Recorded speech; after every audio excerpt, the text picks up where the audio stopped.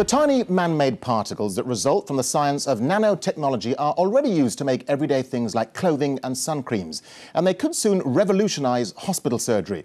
But there are concerns that the particles, smaller than 1,000th of a millimetre, could enter the bloodstream or be inhaled. Now, as Sue Nelson reports, the country's top scientists are calling for new laws to ensure that this radical technology of the future doesn't pose a threat to human health.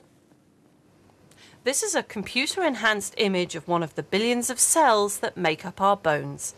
And nanotechnology helps scientists examine these and other cells to help age-related diseases such as Alzheimer's and osteoporosis.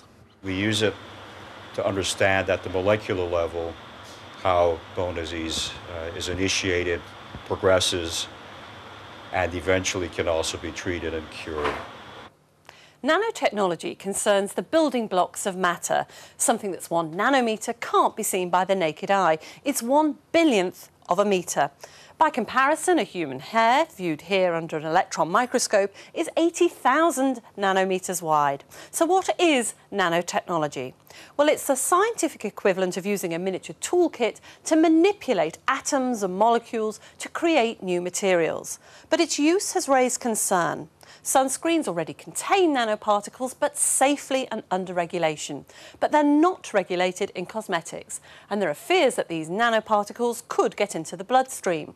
And once in there, what will they do? And what would happen if they combined with nanoparticles from other products? Today's report calls for tighter regulation.